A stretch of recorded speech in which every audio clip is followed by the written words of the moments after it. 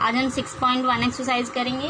हमने question number 1 वैसे last video में भी किया था, लेकिन मैं आपको फिर से समझा रही हूँ। क्वेश्चन नंबर 1 में पूछा है कि right the numerical coefficient of each terms. तो आपको राइट द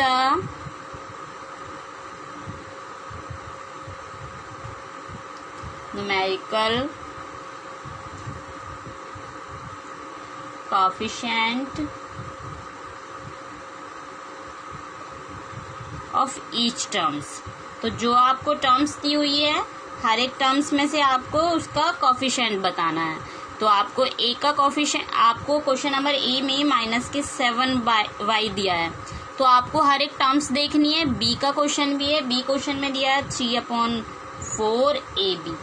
अब आपको यहाँ पे कोफिशिएंट y का चेक करेंगे, यहाँ पे AB का कोफिशिएंट एंड ऐसे C, आप इन दोनों में हम कोफिशिएंट चेक करेंगे। तो इसका कोफिशिएंट क्या होगा, y का कोफिशिएंट होगा -7, तो ये आंसर होगा। ऐसे इसमें AB का कोफिशिएंट क्या होगा 3/4, ये इसका कोफिशिएंट है। तो हमें ऐसी कोफिशिएंट निकालने हैं एंड देन हम सेकंड क्वेश्चन पे आएंगे। सेकंड क्वेश्चन में है कि राइट द कांस्टेंट टर्म्स। आपको कांस्टेंट टर्म लिखनी है। Right the constant terms of each of the following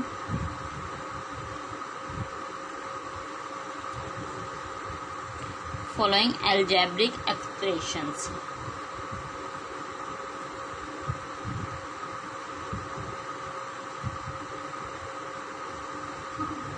okay, तो क्वेश्चन नंबर ए में देखेंगे आप, यहाँ दिया है 6x + 2। तो आपको इसमें कांस्टेंट फाइंड करना है। तो मैंने बताया था सभी बच्चों को जो कांस्टेंट क्या है, एंड सबसे पहले हमें ये पता होना चाहिए हमारे वेरिएबल्स क्या होते हैं। वेरिएबल्स होते हैं हमारे x, y, z या फिर a, b एंड c। ये जो भी टर्म्स यूज होती हैं अलजेब्रिक एक्सप्रेशंस के अंदर, ये हमारे वेरिएबल्स होते हैं। एंड कांस्टेंट क्या होते हैं, कांस्टेंट होते हैं जैसे 1, 2, 3, 4 नेचुरल नंबर, ठीक है, तो सो ऑन कहीं तक भी। तो ये हमारे कांस्टेंट टर्म्स होती हैं। तो हम इसमें देखेंगे 2 टर्म्स हैं, 1 एंड 2, लेकिन एक वेरिएबल्स टर्म्स है एंड कांस्टेंट टर्म्स। तो हमारा जिसके साथ x है, तो ये तो हमारा 6x है, इट मीन्स ये हमारी वेरिएबल्स है इसके अंदर। बट हमें सिर्फ क्या बताना है, इसमें हमें कांस्टेंट निकालना है। तो कांस्टेंट जिसके साथ x ना हो, वेरिएबल्स ना हो, मल्टीपल में वेरिएबल ना हो, वो हमारी कांस्टेंट टर्म्स होगी। तो जैसे हमारा 2 क्या होगा, ये 2 हमारी कांस्टेंट टर्म्स है। ऐसी बी वाले क्वेश्चन में आप देखेंगे, बी वाले क्वेश्चन में x² -7, इसमें क्या कांस्टेंट है हमारा, -7 कांस्टेंट है। ऐसी आप सी में आ जाएंगे। ऐसे सी में आप देखेंगे 8 दिया हुआ है, तो 8 ही हमारा कांस्टेंट है। तो आपको इसी तरीके से फाइंड करने हैं। अब आपका आता है क्वेश्चन नंबर 3। तो क्वेश्चन नंबर 3 में पूछा है right all terms of each of the following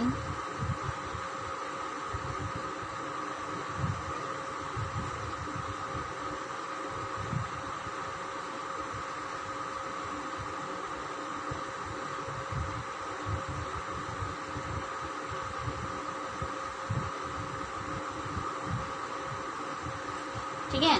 तो हम देखेंगे कि हमारा क्वेश्चन नंबर ए है, हमें एक टर्म्स फाइंड करनी है। तो यहाँ पे लिखा है कि terms each of the following. तो आपको हर एक टर्म्स में से बतानी है कितनी टोटल टर्म्स हैं। तो आप टर्म्स देखेंगे तो ये तो सिंगल टर्म है, तो इट मीन्स ये 3x का 3x ही होगा। ऐसी बी वाला क्वेश्चन देखिए, बी क्वेश्चन में एक्स का स्क्वायर माइनस के 8। तो इसमें कितनी टर्म्स हैं, इसमें 2 टर्म्स है, तो दोनों टर्म्स को अलग अलग लिखेंगे, एक्स का स्क्वायर माइनस 8 कॉमा 8 माइनस का, ठीक है। ऐसी सी का देखेंगे, सी में दिया हुआ है 3x प्लस 4y, तो इसमें भी हम टर्म्स देखेंगे, 2 टर्म्स हैं, तो 3x कॉमा 4y, यही आंसर होगा, ठीक है, इसका ये आंसर। तो आप लोगों को इसी तरीके से करनी है, हमें सिर्फ इसमें टर्म्स बतानी है, ठीक है, हम टर्म्स लिखेंगे। अब क्वेश्चन नंबर 4 पे आ जाइए। क्वेश्चन नंबर 4 ने बोला है कि पिक आउट द लाइक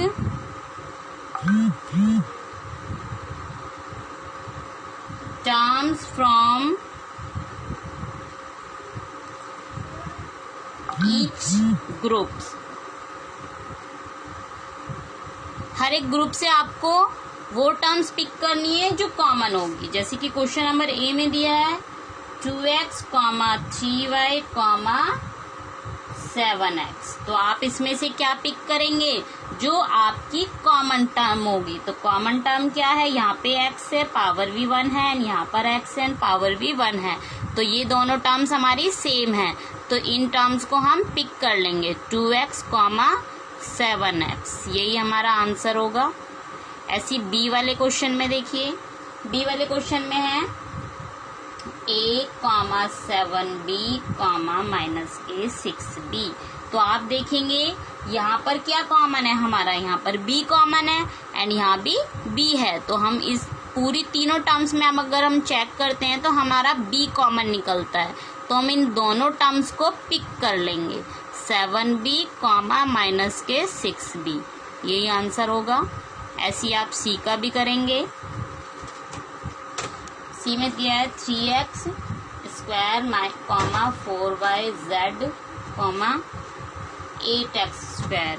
तो आप देखेंगे यहाँ पर स्क्वायर है, यहाँ भी स्क्वायर है, यहाँ पर x का स्क्वायर है, तो दोनों टर्म सेम ही है, तो इन दोनों टर्म्स को उठाएंगे, x का स्क्वायर 8x का स्क्वायर। तो हमें इसमें टर्म्स हर एक ग्रुप से उस टर्म्स को पिक करना है जो कॉमन हो, तो वही हमारी आंसर होगा। उम्मीद है सभी बच्चों को ये क्लियरली समझ में आए होंगे क्वेश्चन। हम लास्ट क्वेश्चन करेंगे, क्वेश्चन नंबर 5। तो क्वेश्चन नंबर 5 में पूछा है कि identify the like terms in the following